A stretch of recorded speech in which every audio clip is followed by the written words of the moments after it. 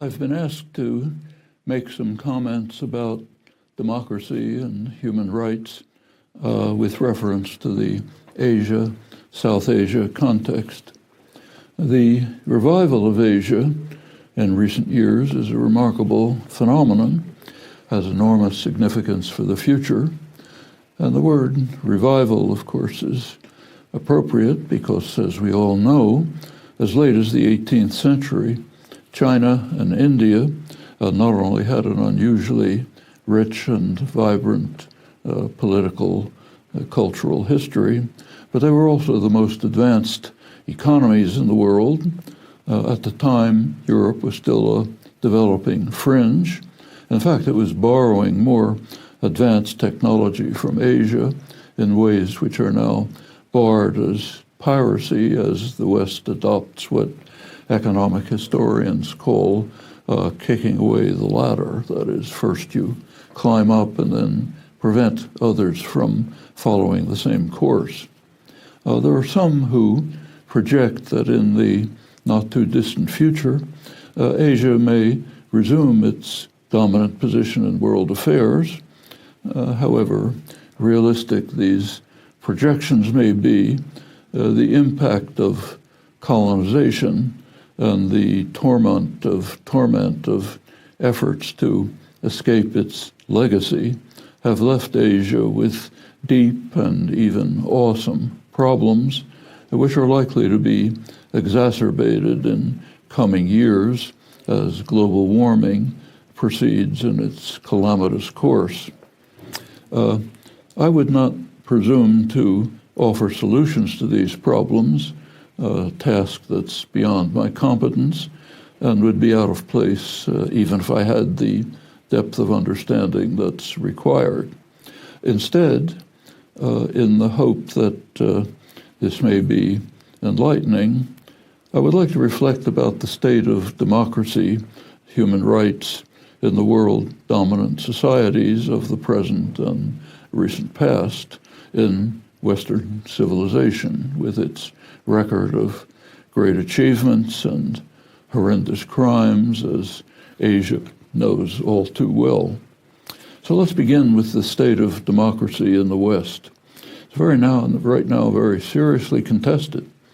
In election after election, the centrist political parties that have governed in the post-World War II period have been weakened or have been virtually eliminated, along with a rise in what's been called illiberal democracy, democracy in form but very limited of function as autocracy deepens. The collapse of centrist institutions has been accompanied by a rise of the far right as a political force. It's a matter of no slight concern, particularly in Central Europe, in the light of the terrifying recent history. Well, while these tendencies have been particularly striking in Europe, they do extend to the United States as well. The two traditional political parties still monopolized the political system, but they were severely shaken in the last 2016 elections. Among Republicans in recent primaries, candidates who emerged from the base were utterly unacceptable to be elites and were beaten back by the Republican establishment. 2016 was different. For the first time, the establishment candidates were crushed by an outsider who they regarded with fear and contempt, although he showed that despite offensive antics, he knew well how to serve the primary constituency of the party, private wealth and corporate power.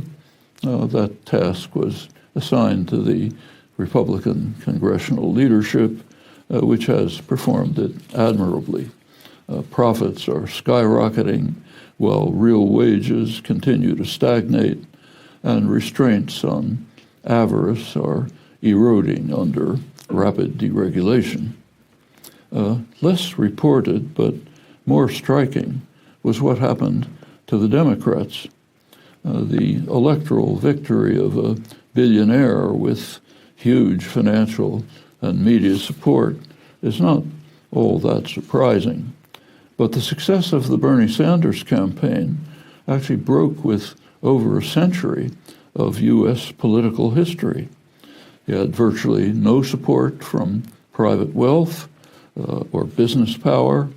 He was either ignored or vilified in the media, but nevertheless came very close to winning the Democratic Party nomination. He was blocked at the end by machinations of party leaders.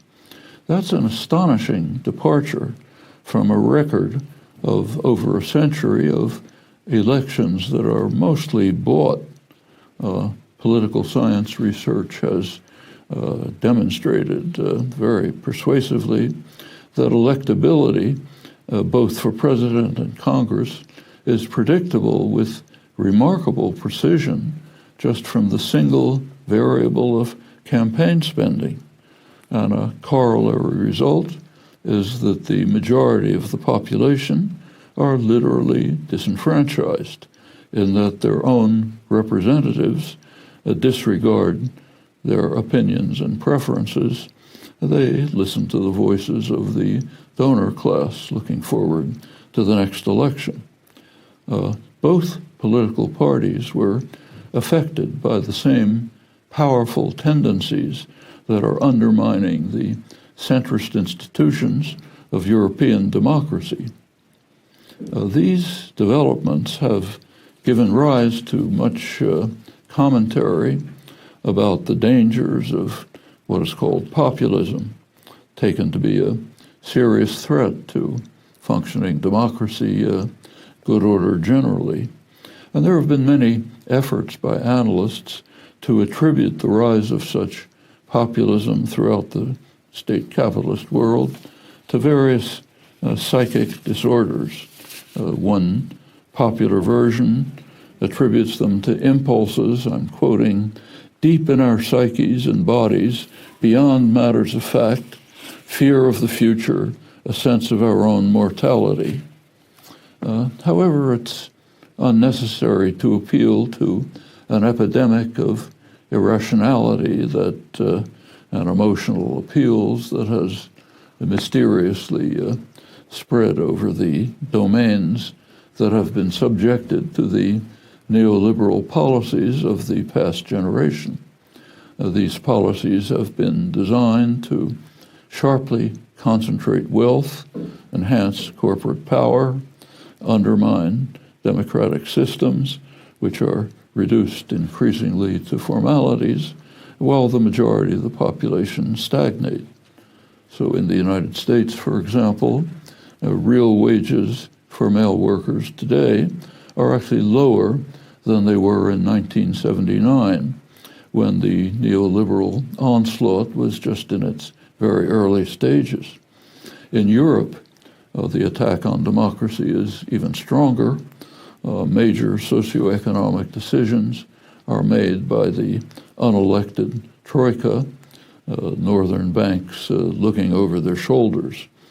Throughout the Western world, the working people and the poor have been essentially cast aside.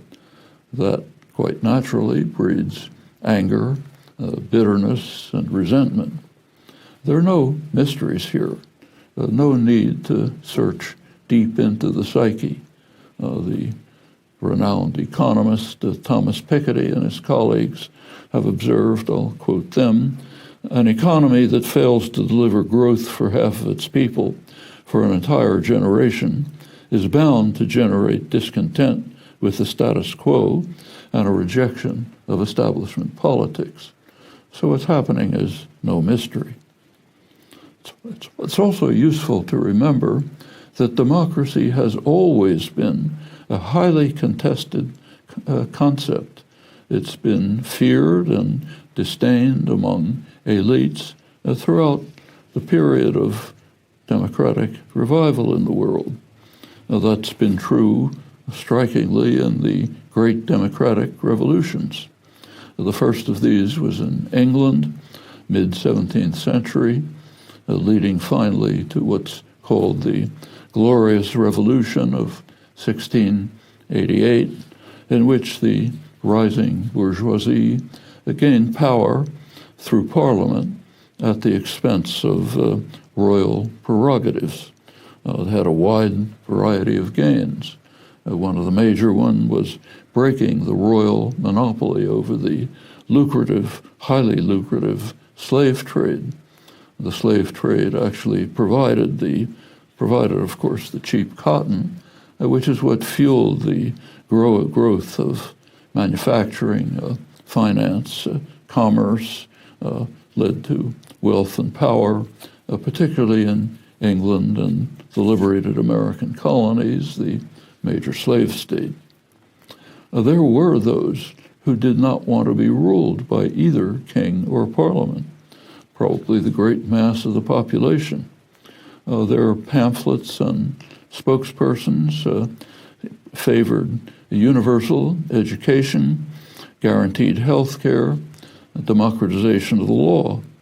As one of their critics ominously observed, I'll quote him, "They preached seditious doctrine to the people and aimed to raise the rascal multitude against all men of best quality in the kingdom, to draw themselves into associations and combinations with one another, against all lords, gentry, ministers, lawyers, rich and peaceable men." Particularly frightening were the itinerant workers and preachers calling for freedom and democracy, the printers putting out pamphlets questioning authority and its mysteries. The worst was when the rabble, their pamphlets proclaimed that they did not want to be ruled by either king or parliament, but rather by countrymen like ourselves that know our wants. Their pamphlets explained that it will never be a good world while knights and gentlemen make us laws and are chosen for fear and do but oppress us and do not know the people's sores. These ideas naturally appalled the men of best quality, the rising bourgeoisie of merchants and manufacturers. They were willing to grant the people some rights, but within limits. After the Democrats had been defeated, John Locke commented that day laborers and tradesmen, the spinsters and dairymaids must be told what to believe. The greatest part cannot know, and therefore they must believe. Something similar took place in the Second Democratic Revolution, a century later, in the liberated American colonies. Although it's important to remember that the American Revolution, with all its flaws, did advance popular democracy quite considerably. The concept, "we the people," which was a revolutionary idea at the time, however flawed it might have been in implementation.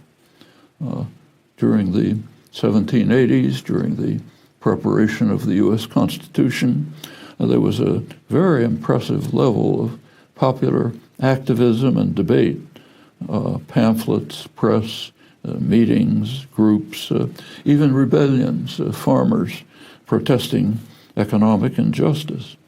The delegates at the Constitutional Convention were, of course, from the elite, and they were concerned to suppress the popular pressures for liberty and democracy. The major figures in framing the American Constitution were Alexander Hamilton and James Madison, and the basic concern of the framers of the Constitution was captured lucidly by Hamilton. He explained that the Constitution is designed to be defense against depredations, which the democratic spirit is apt to make on property. Property is the proper concern of government. And Madison agreed. He argued at the Constitutional Convention that government must protect the minority of the opulent against the majority. He warned that if elections were open to all classes of people, the property of the landed proprietors would be insecure. It was mainly an agricultural economy at the time. Land reform would be passed. That should not be acceptable. Government should secure the permanent interests of the country, which are property rights, against innovation, meaning a threat to them. The landholders ought to have a share in the government to support these invaluable interests. The system should be constituted so as to protect the minority of the opulent against the majority. The Senate ought to be the body that ought to have permanency and stability. And the Senate, Madison explained, would be drawn from the wealth of the nation, the more capable set of men, people who have sympathy for property and its rights. And the Senate was to be the most powerful branch of the government, also insulated from the people and from democratic aspirations. The Senate was not to be popularly elected. In fact, it was not popularly elected until 1913, but was assumed to be under elite control. The whole story is a complex one, but it's in general fair to say that the framers did manage to carry out what amounts to an elite coup against the wishes of the general population. In fact, the major scholarly study of the formation of the Constitution is appropriately called the Framers' Coup. It details how the elite framers carried out what the author called a conservative counter-revolution against too much democracy. There have been constant popular struggles ever since to expand democracy, many victories, but also a regular elite backlash. No time to run through the interesting record, but the struggle is very much alive today. Popular struggles against the severe neoliberal assault against democracy and basic rights. The outcomes are sometimes unpleasant. Economic distress throughout history has opened the door to pathological symptoms that can be exploited by demagogues. Racism, white supremacy, xenophobia. We see that today strikingly in the savage reaction in the Western democracies to the waves of miserable people fleeing violence, repression, and grinding poverty. Thousands of people are dying in the Mediterranean, fleeing Africa for a refuge in Europe, and Europe has a certain record in devastating the continent, which I need not review. The same is happening in the United States, where the government has even descended to separating children from their parents and families and dispatching them to virtual concentration camps in the desert in an effort to deter people who are still fleeing from the catastrophic effect of Ronald Reagan's terrorist wars in Central America. New waves are being engendered by the Obama-Clinton support for the military dictatorship that overthrew the reformist government of Honduras in 2009, leading to a sharp escalation in brutal violence. That's the main source of refugees today.